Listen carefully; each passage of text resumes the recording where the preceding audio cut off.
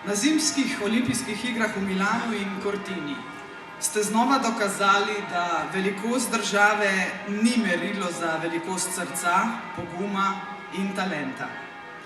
Slovenska olimpijska reprezentanca je domov prinesla 4 medalje.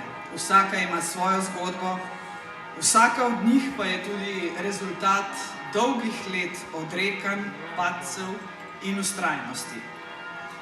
Spoštovana gospa Nika Prevc, zlata medalja na mešani ekipni tekmi, srebrna na manjši skakalnici in bronasta na veliki. Celoten komplet medalj, torej 3-krat ste stali na zmagovalnem odru.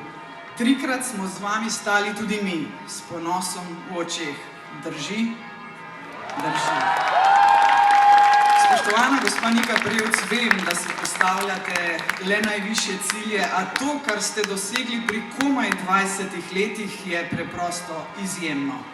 Je navdih generacijam mladih deklet, ki danes sanjajo olimpijske nastope.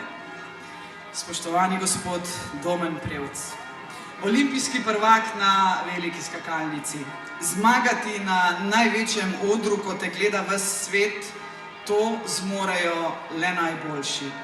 Vaš skok in potem še čakanje na pristanek japonskega tekmovalca ni bil le športni dosežek, bil je tudi trenutek, ko je Slovenija za nekaj sekund obstala in nato skočila v zrak od navdušenja.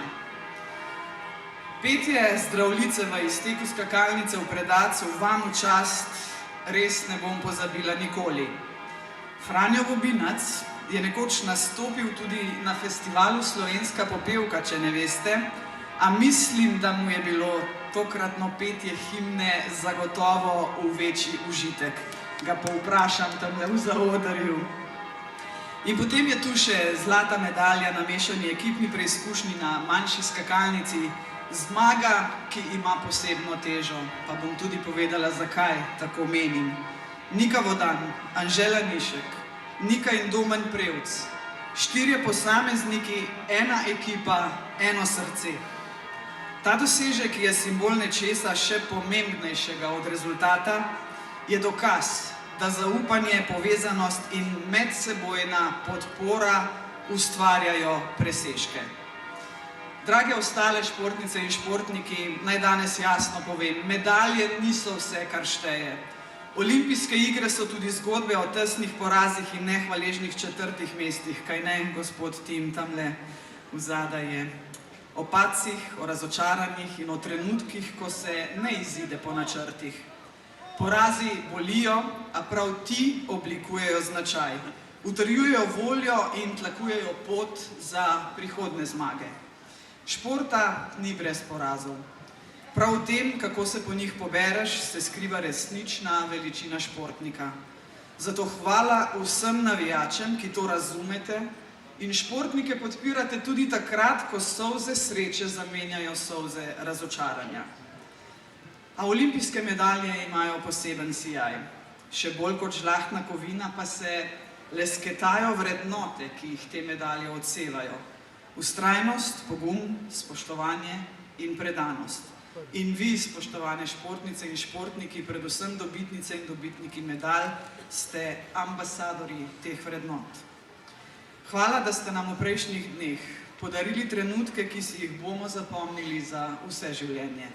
Hvala trenerjem, strokovnim ekipam, družinam in navijačem. Brez vas vseh teh zgodb ne bi bilo. In hvala, ker zaradi vas ponosno bije slovensko športno srce. Sama sem imela priložnost navijati za naše športnice in športnike 3 dni v Cortini. Z mnogimi sem se pogovarjala. Kakšne so tudi razočarane dekleta, kakšna prišla do mene, joj, a smo vas razočarali. Ne, nikakor ne, lepo vas prosim. Na teh olimpijskih igrah je bilo okrog 3000 športnikov iz vsega sveta. 37 Slovenk in Slovencev, med njimi samo najboljši se lahko takšnih iger udeležijo in ja, medalje so super, a res niso vse. Lahko mi verjamete, v pogovoru s športnicami in športniki sem začutila, da so od sebe dali vse.